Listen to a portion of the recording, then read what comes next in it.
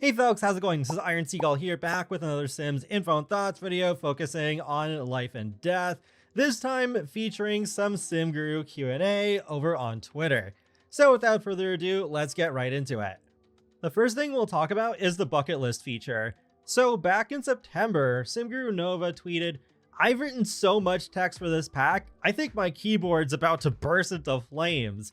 And now SimGuru Connor has confirmed that it was text for the bucket list. When Ludo asked, "I'm guessing there's pack compatibility then?" Connor answers, "Absolutely." I was already pretty curious about this feature, but now I think it is the thing I'm anticipating most with Life and Death, since my Sims don't die very much at all, and I play with aging off. It's going to be the life aspects of this pack that I'll get the most use out of. By the sounds of it, this is the thing that's going to seep into my gameplay the most.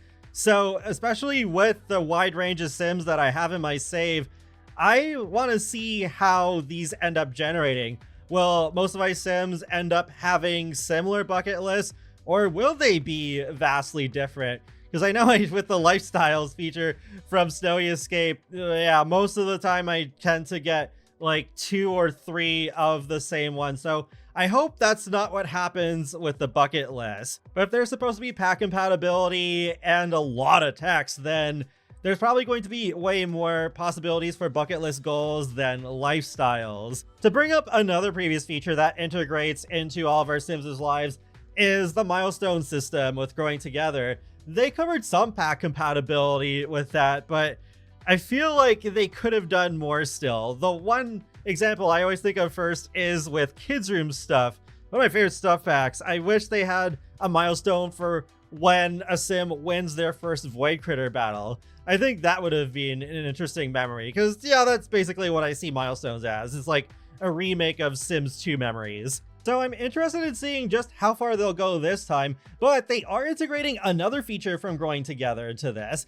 Simmermanda asks, does the bucket list have any interaction with the Midlife Crisis, or is it completely separate? And Connor confirms that the Midlife Crisis will also feed into the Soul's Journey. I know I have seen some people confused about what's the difference between the bucket list and the Soul's Journey. Well, I think they're meant to feed into the same thing, where you would say the more of your bucket list that you complete with your Sim, the further your Sim gets into their soul's journey. Or at least that's my interpretation of it. The gameplay trailer will probably make that a lot more clear. That's coming out on October 17th. But moving on to the general design philosophy of Life and Death, Silly Civis says, "It seems like with the Life and Death expansion pack, the Sims team is trying to bridge realistic and occult playstyles together. What do you think?" And Connor replies saying that was an important theme with this pack, not trying to lean too hard in either direction, but finding a harmony between. That's interesting that this is brought up and that Connor replied this way, because I was already thinking about that with the career specifically, because you have the more occult oriented one with the Reaper active career, and then there's the Mortician one that's a rabbit hole career, but also is more grounded in reality. So that's really cool that they're doing that. I think that's kind of the broad appeal an expansion pack should have, rather than just focusing so hard on only one particular thing, because that's what game packs are supposed to be for, if those ever come back. Onto a more random note, swing sets. Sims 4 Ideas says, "I love a good swing set, finally." And SimGuru Morgan, now Grim Turn Morgan, says, "This pack actually has 2. You can probably see the other one in some screenshots or the trailer if you look closely." I started rewatching the trailer and I found it surprisingly quickly, because you can see it just in the back of the sweeping shot of the marketplace here. So it's a very gothic looking swing set from what I can tell. Kind of bizarre to me though that they spent that much effort into swing sets in a Life and Death pack of all things. And we actually did get another swing set in the previous expansion pack, Love Struck. And we have some in at least a couple other packs. I know Island Living had one. I can't remember. Oh, I think it was the bonus content in Growing Together had one. So I think we're pretty well covered with swing sets, although I actually sometimes wish we had swing sets in the base game. It's one of the few things from packs that I wish was made base game, because the playgrounds tend to be really repetitive in the public spaces, because it's like when it comes to base game, then you don't really have much to work with. You have the giant jungle gym and the monkey bars, and that's pretty much it. There really isn't anything unless they happen to put in another variation of the swing set. For Rent did help bringing back the hopscotch court and introducing marbles. And I'm still hoping in the future we could get a just like separate slide, a seesaw, a spring rider, and also the carousel like what we had in The Sims 2 Apartment Life. Next, about pet crows. So Lottie Simmer says, we are getting a raven pet. Also, what the F is this costume, Lamau? And SimGurus Bat replies saying, I designed the costume. Also, crows, not ravens. And I replied saying, oh, I thought it was a raven, especially after learning the Ravenwood name of the world. Because this was before I did the EA app video, which is why I'm still confused there. And SimGurus Bat says, this specifically is a crow. Perhaps there are ravens in the area. Okay, that's good. Then the Ravenwood name can still make sense. We don't want a repeat of San Sequoia, where there's only one sequoia tree in the whole world and it's chopped down. So yeah, ravens, there should be some of those in Ravenwood. In regards to Create a Sim, SimGurus Bat tweeted, I can't wait until you guys see full cast. We created a unique style I like to lovingly call Death Shroud Core. A lot of love and research and symbolism. Finally, my love of Victorian era fashion came in handy. And also replied to Little Red Riding Sim, who said, don't get me wrong, I'm so excited for the gameplay, but all I can do right now is obsess over these 3 outfits.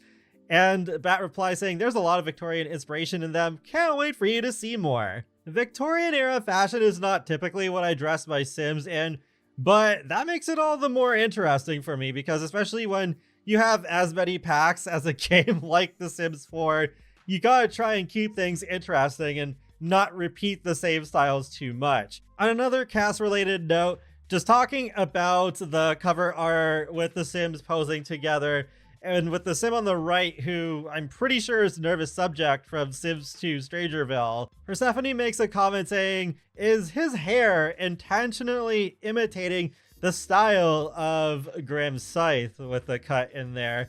And Morgan replies saying, someone has a sharp eye. SimGurus Bat's idea / original concept, and one of my favorite details this pack. Oh, that's really neat when they manage to fit in really small details like that. I know Simmers love looking for smaller details. There's all sorts of videos pointing that out in like the previous Sims games as well as Sims 4. So that's really cool. Talking about the world, Courtney says, curious as to what country the new world took inspo from. Connor says, I think it was mostly inspired by Romania, but maybe an amalgamation of other places too. Cat Sim Life tweeted saying, I truly think it's inspired from Romania. It does give Sinaia or Bușteni Romania cities with some really good comparison pictures. That really made me realize, okay, yeah, it does look very Romanian inspired. And SimGurus Bat does back this up, saying Romania is truly one of the most beautiful countries in the world.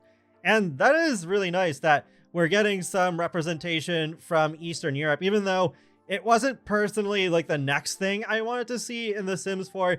In terms of European representation, it is more focused on Western Europe. We haven't had anything representing the Eastern side yet. I know when I was initially reacting to the trailer, I made that remark about how I was reminded of Henford on Bagley, but that was only at the beginning when there was that sweeping shot we were actually going over earlier of the marketplace, because at that point, I was only looking directly at the market. I wasn't even paying attention to the buildings yet, which obviously don't look anything like what we have in Henford. Henford is inspired by the UK anyways, but it is nice to still have some representation for a part of the world that we don't have in The Sims 4 yet. And lastly, ending things on a cuter note, The Sims tweeted, meet the Whispering Wren Messenger. And we got some concept art, and holy, that's a long description. Whispering Wren Messenger statue. like the dainty mushroom peeking through the cracked leaves on a forest floor. Where there is death, there is also life. Local fable speaks of an ethereal and childlike mushroom spirit existing in the land between life and death, who not only is an avid listener, but is also a giddy messenger. This messenger is known by locals as Whispering Wren. Zinnia flowers are also considered very special. It's thought the stems of zinnias were hollowed out by wren to record the echoes of a spoken message so it can then be delivered to the deceased. It's believed that whispering your message to the bushiest of zinnias will send wren skipping away to find your lost love to softly relay your note in their otherworldly slumber. Oh, how sweet. These decorative statues representing the beloved Whispering Wren messenger statue can be used to leave a message for your deceased loved ones. It has an environment score of 1, but it's also tagged as heirloom eligible, so that is new because we are getting an heirloom system, so you can choose to pass that down through generations if you want. That's all I have for now, so it is nice seeing SimGurus answering questions on Twitter again after the pack announcement, because I feel like with most of the recent packs, they haven't done a whole lot of it. And when they had the roadmap revealed, they were actually starting to come back to Twitter, being all excited about this expansion pack in particular. So hopefully this is a return to form in a sense. And I know people have pointed out patterns where it's like, oh, if the SimGurus are more active on Twitter while that pack is being promoted, then it usually is a good sign that it'll actually be a good pack. I still remember what happened with werewolves. There was a lot of excitement from the gurus with that too. And really, if they stick the landing with this could be one of the best expansion packs for the game, and I do not say that lightly. And that wraps up another Sims info and thoughts video, so feel free to let me know your thoughts on life and death so far in the comment section below, and be sure to subscribe if you'd like to keep up with my latest gaming content. I will talk to you all later, and have a great day. Thanks for watching!